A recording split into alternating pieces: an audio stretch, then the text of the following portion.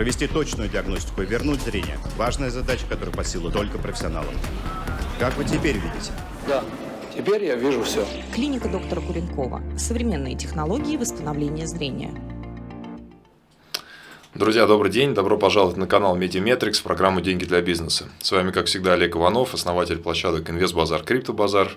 И, как вы помните, в нашей передаче мы всегда обсуждаем различные сценарии того, каким образом предпринимательство развивается у нас в России, с одной стороны, со стороны бизнеса, с другой стороны, со стороны инвестиций. И как всегда, у нас в гостях очень интересные гости. И сегодня я хотел бы поприветствовать здесь удивительно уникального человека, потому что мы с вами не будем уходить сегодня в функциональные какие-то вещи, да, задачи именно предпринимательские или конкретно инвестиционные, а больше сущностные, наверное, если можно так их назвать. И сегодняшний эфир тоже в чем-то уникальный, потому что мы будем его вести на английском. Поэтому для тех, у кого сейчас есть, может быть, такая потребность или желание общаться по-английски, давайте подключайтесь, задавайте вопросы, по крайней мере, будет интересно. Поэтому I would like to welcome Mr. Michi, Shimi, I'm sorry. Okay. Yeah, thanks for joining us in. I know that you're traveling a lot and you've been to Russia how many times already? Probably about 10 times. 10 times, Yes. Jesus. So you must be speaking some Russian already. Actually, Some I basics. would like to say привет to your audience, but I've extinguished my Russian with that word. So I've been here many times, but for short periods. So unfortunately, I apologize to the audience, but I will be speaking in English.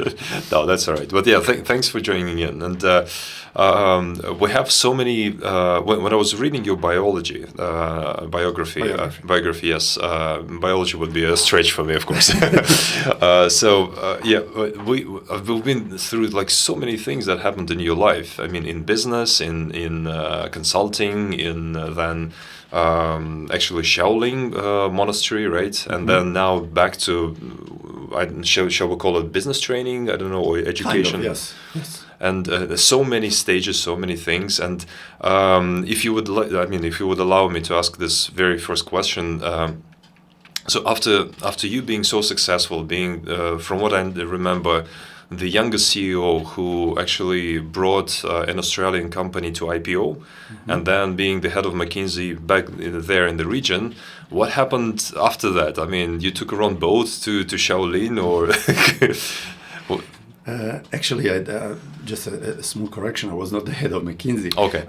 But I work in strategy consulting, and I listed a company on the stock exchange. I was the youngest CEO of a listed company in Australia.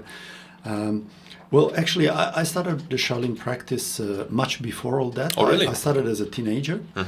And when I was at university, I kind of began two parallel roads. I studied economics because my parents wanted me to get a job, and philosophy because it was linked to my interest in Shaolin culture. And at the end of university, I somehow continued these two parallel roads. So I would go to the monastery every time I have a holiday or a sabbatical between jobs to further my studies. But I would also pursue my business career. Until at some point around age 30, these two roads began to diverge, and I chose the more unusual one, as you can see from my clothes. Okay. Very true. Okay, so it all started early, back in, like you said, like in while teenage you were years, yes. Teenage years, right? 12, 13 years old. How did it happen? I mean, did you watch some really cool movies from I don't know, like Shaolin monks and stuff, or it was coming from some other way? Actually, it depends what you believe in, from some karma or destiny, because I was one of the probably few teenagers that didn't watch any of these martial arts shows. Really? Yes, really. And just happened that one of the first Shaolin Kung Fu schools in Europe opened 500 meters from my home. Oh my God, okay. And so some other kid in my school was doing that, and my parents thought it was a healthy after-school activity, and they put me there. So probably if they knew now what I ended up doing, they would think about it. Yeah. And so I started doing it as a kind of recreational after-school hobby, but I very quickly became very passionate about it. So I remember those years. I mean, okay, maybe like around those years. Of course, there was a lot of movies, a lot of things that are happening about martial arts as, you know, a trend maybe for the guys to, you know, look cool, you know, being prepared for something that could happen on the streets and stuff. But then there was also the philosophical thing behind it, of course. And I don't know if it's usual that people, especially young people, they would start with the physical activities, of course, and then get hooked to the ideology of this or that direction, let's say. Was that the same thing that was happening to you? Well, it was in the sense of initially I was interested in the physical practice. I won the Italian championships. I was living in Italy at the time, then the European championships, then I went to the world championships. So, of course, I was interested in the physical practice, but somehow the philosophy always was a part of it for me. Actually, even before starting Shaolin, that's why I say it's a kind of destiny or karma or something. I was reading philosophy books as a teenager for my own enjoyment, not linked to the practice. So when I found the practice and I found something that was stimulating me physically, but at the same time had this philosophical and mental component, this was really my thing. So I became very, very passionate about it. Interesting. But what was the thing that was hooking you in the philosophy? I mean, there's so many trends in there as well, right? So, can you probably group it in different areas and saying, okay, this is not something that belongs to me, and some of the things that are really, really, they do resonate with me? Probably, if I had to pick one thing that really resonated with me from the beginning and still does today, it's this unusual mix in Shaolin of what we call the Wushen, the warrior monk.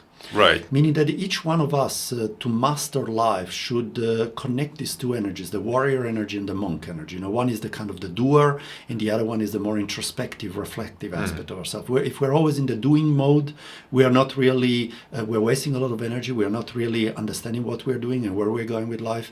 And if we are just sitting and reflecting and introspecting the whole time, we're not getting anything done. Right.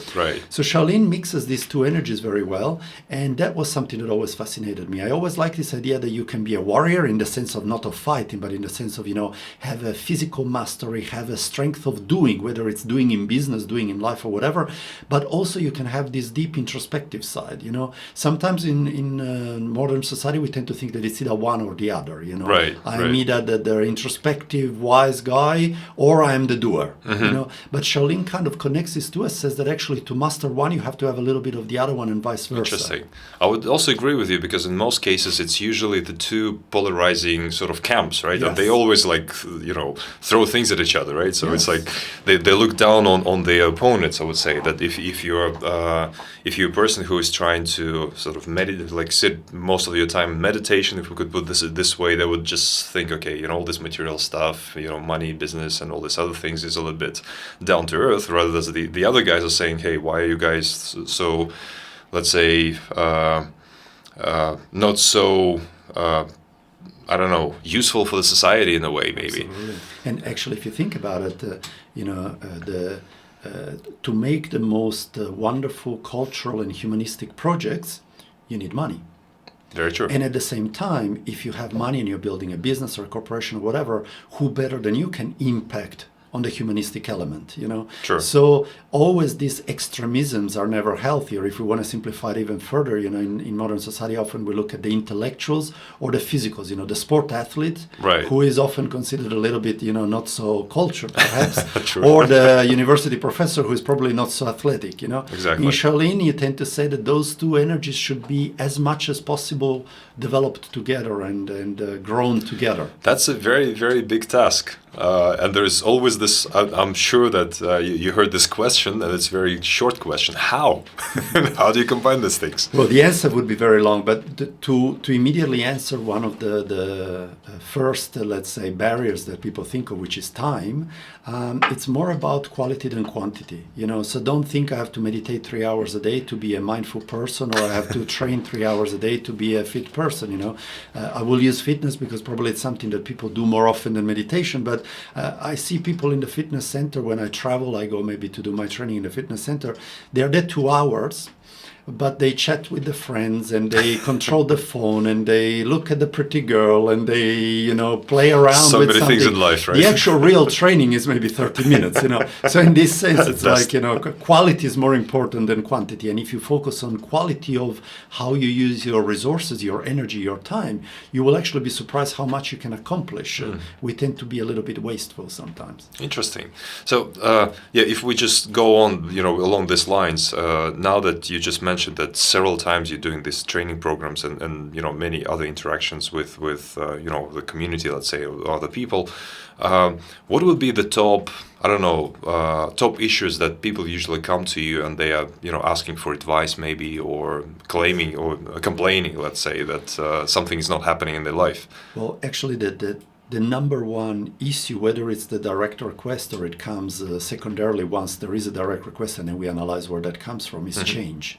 So whether I intervene within organizations, so I do corporate programs or seminars or whatever, or whether I'm working with individuals, at the end of the day, people want to come along with change better. What's happening is that in our modern society, we are changing at an unnaturally fast pace. And at this unnaturally fast pace, we tend to lose some pieces of ourselves, whether it's the body, the mind, the spirit, whether it's some values or the creation of a cohesive culture, whatever it is, depends if it's an organization or an individual.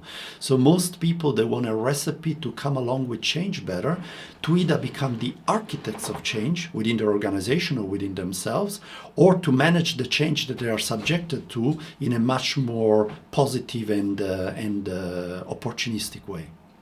Interesting. And the change, of course, may be in so many different Absolutely. It can be an organizational situations. change, it can be a systemic change, it can be a business change, it can be a personal change. Right. I want to change something about the way my mind or my emotions or my body works. Right. There's a little bit of a cliche, I would say, especially in the last few years in the business area. I'm sure that you probably noticed that there's a big shift from people who would want to educate themselves not only in the, let's say, functional business areas, let's say, I don't know, how to sell better, how to, build and market products, control finances, hire and motivate people, and so on and so forth, but rather to some, let's say, extra disciplines, right? Where they're thinking about the goal, the motivation, the level of energy, and that's why there's so many instruments that are springing around and growing like crazy, right? With starting with, astrology, human design, theta healing, LifeSpring, or like leadership trainings, motivational training. I mean, you name it, right? There's so many things, internet books, whatever. Do you think there is a trend there, or like why is this all happening? It was not even close to this like 10, 15 years ago, right? Do you have an answer to this? Well, I think that first of all forms of education and all methods of training are valid, and we need the technical skills, we need the humanistic skills, we need soft skills, as they're called. We need also esoteric practices, because there is deep wisdom in those, I do think, however, and this is a totally personal opinion, that we've kind of jumped from one extreme to the other. Before it was all technical stuff. And if you spoke about even something as concrete as mindfulness, you were looked at weird. And now they've jumped to some things that are perhaps a little bit too far-fetched. I like the approach, and it's the Shaolin ways to think of a kind of ancient wisdom for the modern time. So take some key practical ideas that people have developed over thousands of years on how to take care of the human element, and any business is composed by people, Sure. And then apply it to these people to make them function better. And what does function better means? Well, it means that they have to feel better, and by feeling better, they perform better. We live in a society that has a very, in my opinion, very unusual equation that the worse you are feeling, the better you are performing. So Interesting. the more you are stressed out and burned out and you're sleeping 3 hours a day, and somehow you're a successful guy. But if you think about it, it's totally logical. In the medium to long term, sustainable performance can only come from feeling well. Okay, you can squeeze yourself to a certain point, but then something will break. They're contradictory, though. Something will break, whether it's your health or your relationships or your business context, but you cannot just keep on squeezing and feeling worse and worse and worse. Also because from a simple kind of logical perspective, the first discriminant of how well you're doing in life should be how you're feeling. I would agree with you if we're talking about, let's say, a person who is in harmony, right? But then there is also this saying, it's a bit of a cliche, I'm sorry for that, but most of the achievements in life has been done and achieved by non-balanced people, right? People who would have some personal issues, some incomplete families and all these other things. So they would compensate in business or in their creative lives, whatever they were not receiving as, I don't know, children or in their families. Yeah. So in this case, don't you think that let's say if we all mastered this I don't know, the skills of putting ourselves in harmony, would it not impact negatively on our environment, that there would be less achievements, less breakthroughs? I have no answer for that. But I certainly know that from my very limited experience, people who are in harmony tend to perform better in the business context and also manage better the rest of their life package, which is first of all themselves, so their health, and secondly their relationships, their families, and so on and so forth. I think if we want to live a monothematic life, all I focus on is winning the gold medal. All I focus on is making more money and putting it in the bank, regardless of everything else, at the detriment of my health, of my family, or whatever else. Perhaps that may work, But if I want to achieve some kind of overall balanced life approach, then I must prioritize other elements of my life and find some sort of balance amongst them. Oh, that's very reasonable. Probably that's, I don't know if you would agree, it might be the case why there are so many cases when people would, after achieving, one step, second step, or, one peak, second peak, they would actually come crumbling down to, I don't know, doing nothing pretty much, right? Just go into meditations or downshifting, what they called, and not even touching, whatever they were doing previously. Would that be the usual case, maybe in your situations when you meet maybe some really cool and great performers that are burned out? Actually, unfortunately, a lot of people start doing that when life somehow gives them some big alarm bell, when they get sick or their relationship. And it usually does, by the way. Yeah. Exactly.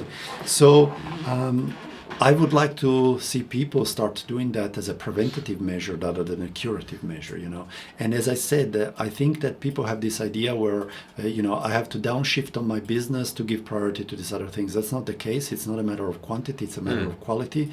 So I think that they can implement some preventative measures so that they can perform in their business or whatever it's their chosen field just as strongly, but for a much more longer time without being, faced eventually with some kind of danger for themselves that requires them to then do this big change. And I've met many very influential business people internationally, also in Russia, some very, very famous ones, who do exactly that. They run and run and run and run and run until either the doctor or the wife or somebody tells them, you can't run no more. Because their health or their relations or whatever else is breaking down. And then they suddenly have to go into emergency mode and do a very, very big change. And, big change is a very difficult thing. So I would think that there is a more harmonious way to go along this funny journey that is life, Yeah. But don't you think that this story is very hard to sell once you feel that everything's more or less fine, right? I mean, there's a Russian saying that, I wouldn't probably quote it in English, but anyway, that you don't really start doing something before it's too late, right? So, and then probably like in consulting, right? So when you come to a company, you realize there is a certain issue there, and you might implement some change which would improve their performance, but then the urgency is not there. And then how do you deal with that? Well, it's actually quite easy. There are some techniques in which you can make them realize the issue before it becomes evident, So a little bit like if you feel absolutely fine, but you go to the doctor and he notices that your blood pressure is a little bit too high. So he prescribes to you some exercise and some change in your diet so that you prevent the blood pressure getting too high and then having a heart attack. Right. The difference would be you keep going until you have a heart attack, and then you have a serious problem. Not the best difference. Exactly. So what I usually make people do is I make them do several tests and exercises. They're actually quite simple that make you realize where in your body, mind, or spirit. Because let's not forget, we are not just talking body. In fact, the body is in a way that the least important of these three elements in some context.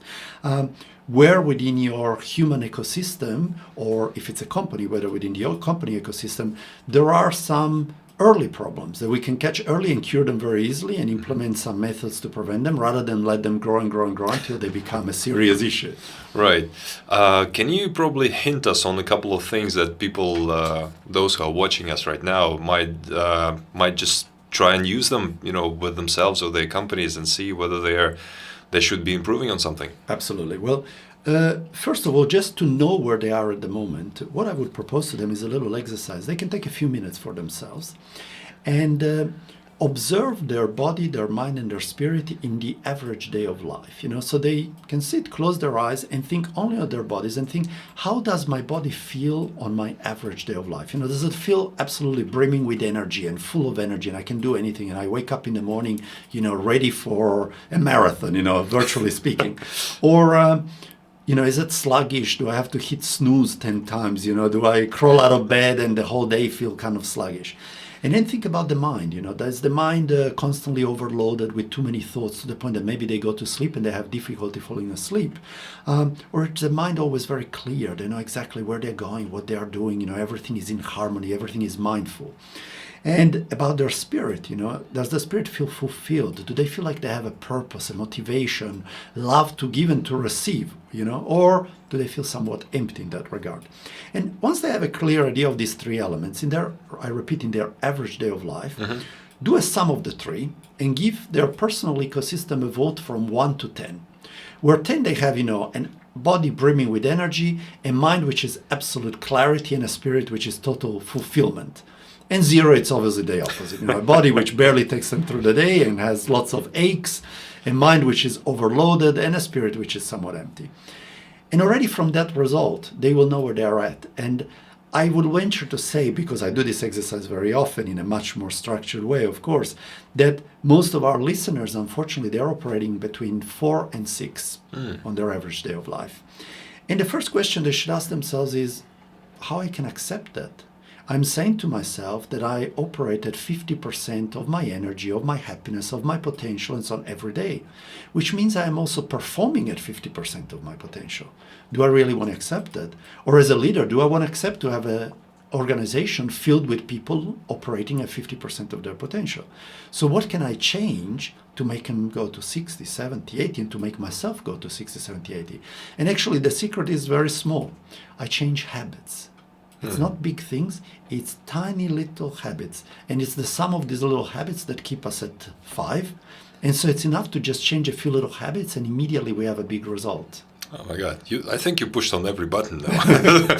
Right, so, okay, so if we move on with this, can you quote on a couple of habits that... What are the habits? Yeah, of course, because I would assume, because if you're so precise with things that you're asking, you must be very, very precise in the things that that most of people can definitely use. Is that not true? Well, first of all, the habits are individual, some of them. Of course. So each person has their own habits, and we usually work on finding out what they are, or if it's within an organization, we work out some organizational habits, ways in which organizations do things that create some blockages along the way. But just to use, for example, a very general one that I think applies to 99% of humans, think of the habit of complaining. So everybody complains at some point in time, and it might sound a little bit shocking to most people listening to us, but every day is the only day of our life. So all the days until yesterday are just a memory up here. Right. All the days from tomorrow are just an idea up here, maybe correct, maybe not. Each day is the only day of your life. So this morning our listeners woke up, and first of all, they opened their eyes. They are alive. It's a good thing. They got out of the bed with their legs, so they can move. It's also a good thing. Not everybody's so lucky. Yeah. They are not going to a hospital. They are going to an office or to some professional meeting. So again, they are lucky. Some people are sick. It's a wonderful sunny day in Moscow. Which is rare, by the way. Which is rare, by the way. So they were lucky. They may be next to them some loving people, husband, wife, whatever. So it's a wonderful life. It's a wonderful day. Imagine like the sky of your mind. It's a perfectly blue sky, like the sky this morning in Moscow. And then we voluntarily start painting it gray. First little cloud, but I would like to sleep a little bit longer. Second little cloud, the milk is finished for breakfast or something. Third little gray cloud, the traffic, I'm stuck in traffic. Everybody in Moscow complains about the traffic, so that's a guaranteed complaint for everyone. Of course, yeah. Then I get to the office and something was not done how I wished, and I complain about that. And the sum of all these little insignificant complaints automatically makes my day a little bit grayer. So this habit of complaining paints my life grayer than it actually is. Voluntarily, by the way. It's kind of a little bit masochistic, And so just that one habit might erode my potential from 10 to 9.5. And then there will be some other habits, and there I am at 6, without even realizing why. Interesting. But that, again, you described a thing that is natural for most human beings, right? Because, we do complain, apparently. Is it natural, but is it correct? I would say, of course, well, it is of course natural because everybody is using it now. Is it useful or not? That's another thing, of course. Yeah, maybe short term. Most things that we complain about actually fall into 2 categories. Really? So category number 1, things you can do something about. So don't complain, fix it. Category number 2, things you can do nothing about. So don't complain, accept it. Exactly. So already this simple little rule eliminates 90% of complaints. Exactly. No, well, that's a very interesting topic, of course, and I totally agree with you that in terms of complaining, like a few years ago, I think reading through some books maybe, or I can't remember what it was. It was a very simple idea that, of course, when a person complains, he basically transmits the power from himself to somebody else. So basically, he's saying that, okay, or he or she, that I'm not in control of the situation, and that, of course, is sucking your energy out. That's very true. Absolutely. Actually, what you touched on, it's very important, and I hope the listeners listened carefully to you. More than complaints, it's about blaming. Exactly. We very often blame our problems on the outside. My relationship is not good because my wife doesn't communicate well. My work is not good because my team is not performing. And I don't know, I cannot go and train because my boss is not giving me enough time off. But all of the blaming, what it does is just it depowers us, So I'm just a passenger in the journey of my life, and my happiness and performance and health depends on Just my happens wife, to me, my yeah. boss, my team, and whatever. The moment I start thinking, my relationship doesn't work because I am not putting the right input, my team is not performing because I'm not managing them right, I'm not leading them right, I'm not teaching them right, I'm empowering myself. Of course, it has to be not a self-blaming then, but it has to be a constructive process of taking the steps necessary to rebuild what is not working. Sure. But the moment I center it to myself, I'm gaining power. The moment I blame it to the outside, I'm depriving myself of power. But don't you find here another, let's say, contradiction in a way, maybe, that we just, in this very simple example, we're saying that, okay, if we take control on over basically this situation and start at least paying attention to what's happening in my head and taking control of all these situations and taking, basically charge, right? It does look like if you start adding up all the responsibilities that you have internally, externally, among the people, among like everything, right? In terms of your mindset, your body, your business, your life outside, and so on and so forth. It just becomes a very rigid life, right? When you have so many rules, so many responsibilities, and where is this balance where you, on the one hand, can just move off and say, okay, in here I would just probably trust the universe or whatever we call it and see what happens. Well, of course, there are some contexts in which I have to delegate or I have to demand responsibility to somebody else. But what I'm saying is that when it comes to me, when it comes to something that impacts me directly, I should do the best I can do to influence that process, and not simply blame somebody else for the failure of that process. Then, of course, if it was their responsibility, then it's their problem and I should let them deal with it.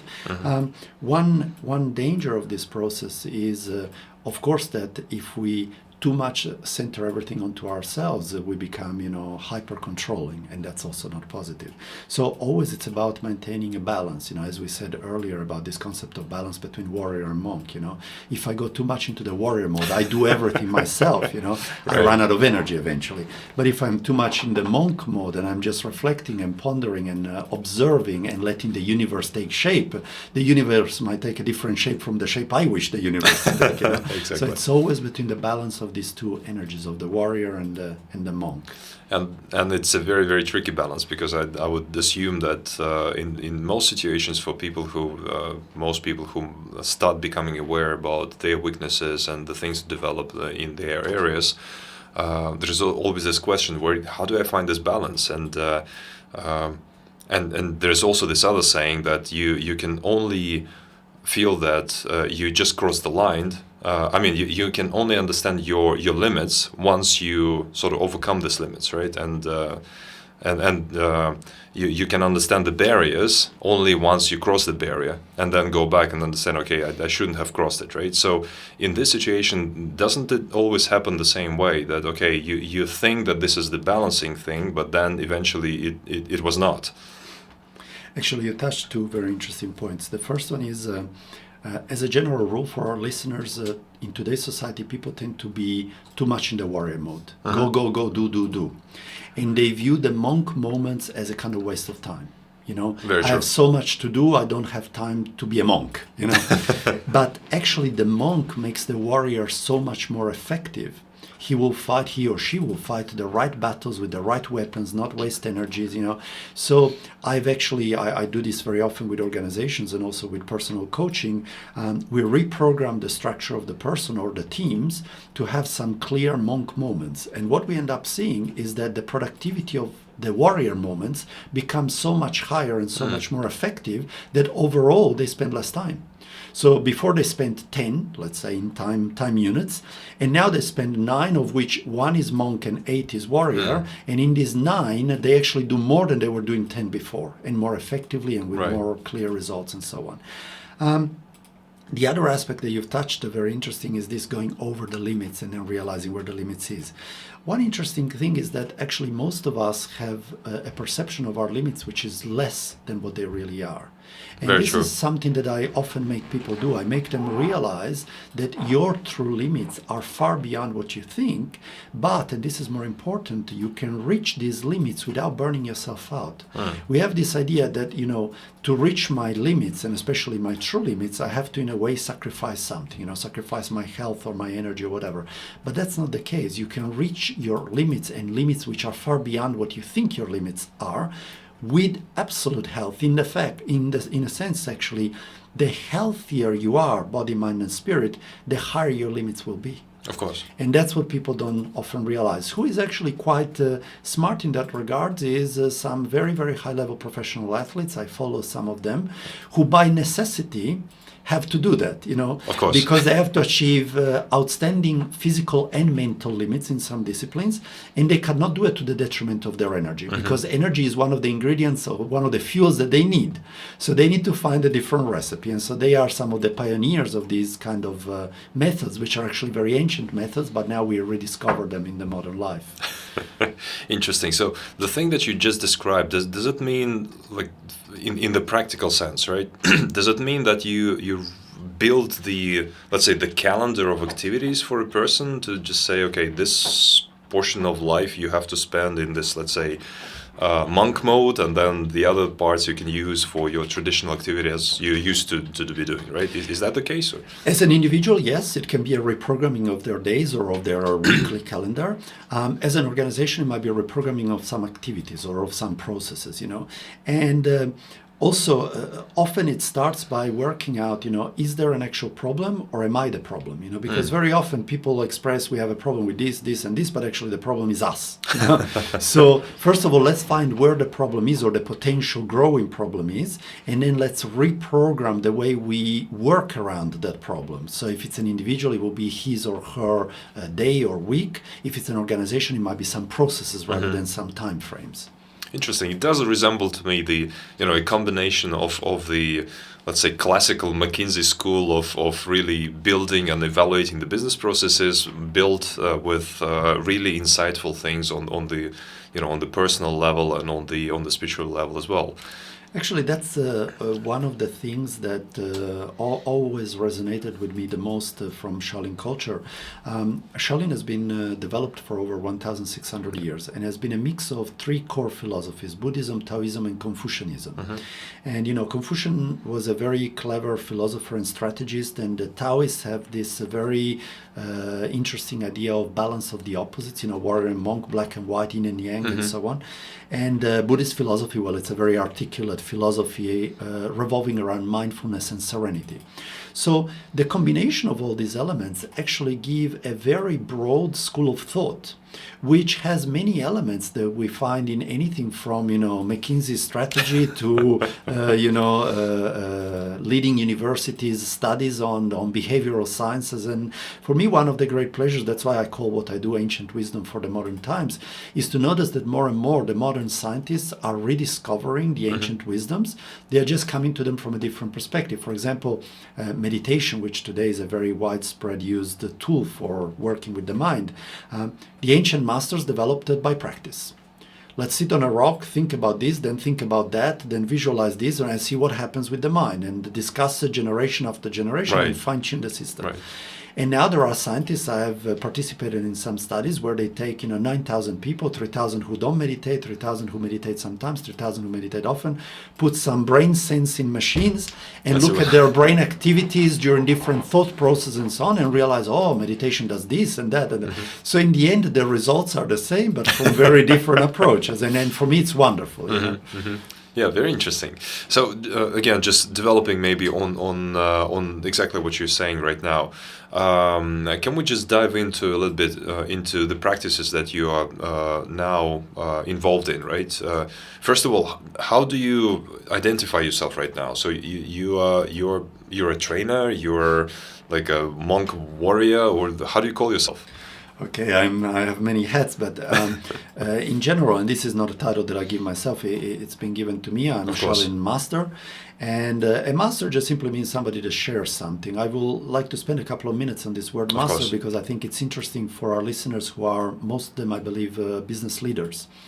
A master is a leader within a temple or within a teaching organization. But what is interesting is that the word for master, which is shifu, this word is a mix of three energies or three elements.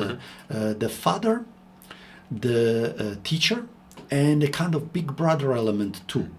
And this is very interesting because a leader should be like a father, somebody who gives you the opportunity to learn. A father gives you the means, the home, the food, the money to be able to go to school, and the life, of course, to begin with. Right. The teacher, who is the person who gives you the knowledge and who is responsible for giving you knowledge.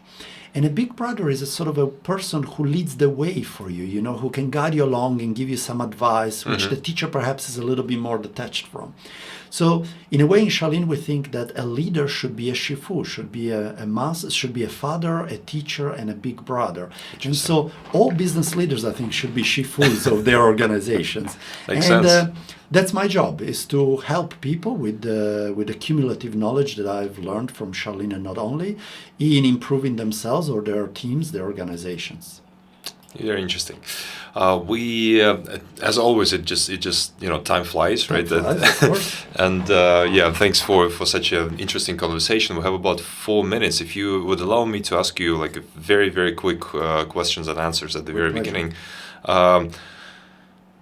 Imagine that we meet, let's say, in 10, 20 years from now, and you look back and you say, life has been good. I mean, everything that I hadn't planned in my head, I have achieved. What would that be at that stage?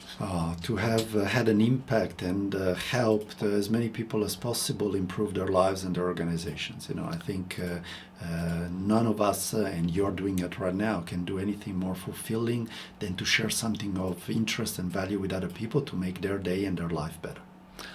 Is there a measure to this, like a number or something that I think all really valuable things have no measure. Very insightful answer. Now, usually in this, when you go along this road, right, you usually need resources. What sort of resources do you feel that would be great to have to actually make this road more fulfilling? Well, two very modern ones. One is exposure, what we are doing now. People should know what I do. And then if it's of use of them, of course, they can contact me.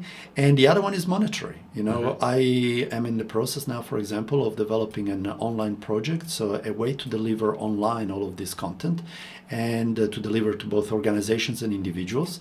And that, of course, needs investment and needs money to be created and to be produced. So very interesting. The very normal resources that any project needs.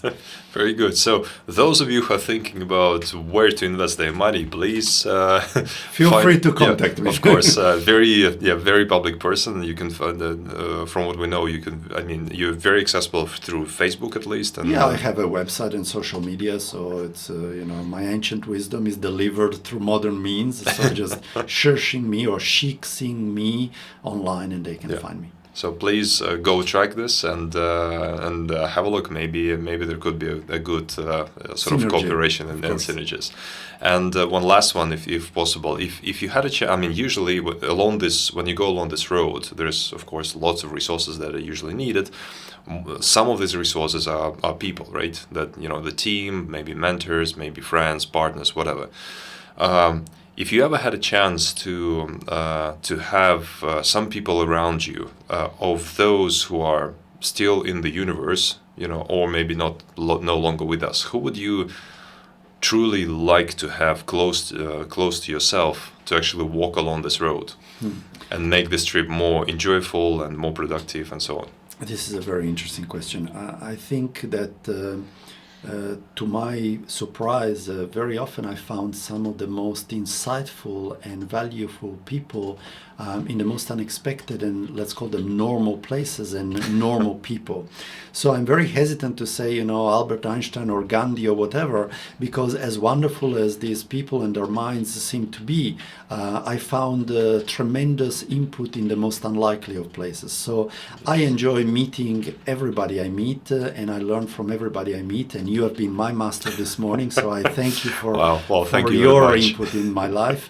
And really, I would be hesitant to mention one person because everybody is as special as everybody else. Well, thank you very much. It's been a very, very enjoyable conversation, and thanks for the insights. And of course, have a great time spending another time here in Russia. I know you have a very busy schedule here for almost a week, I think. Right? I'm only here actually 3 days this time. Yeah, but I will be back in May or June for a longer time. Okay, great. So those of you who will not see our master during these 3 days in at the events, right, that you're having. Yeah, I have an event tomorrow afternoon. I have a seminar. Actually, is it an open event? Yeah, Can we invite some people? There is still some places. I don't know how many, but if they go to my website and contact me, there is also a Russian website by my Russian producer, right? ShaolinCulture.ru. And they can contact him. I think there is still 3 or 4 places available. Okay, great. So guys, don't miss this opportunity. We'll definitely leave a link to this event, which is happening tomorrow. Tomorrow evening. Tomorrow evening, and please have a look at it. And those of you who think that some of the questions resonated with you today, please don't hesitate and join in. I'm sure it's going to be very, very insightful. Thank you very much. Thank you very much, and again, have a good stay, and hopefully to see you around, some other time as well. With pleasure, and thank you to all your listeners. Thank you. Thank you. Have a good week, guys. Bye bye.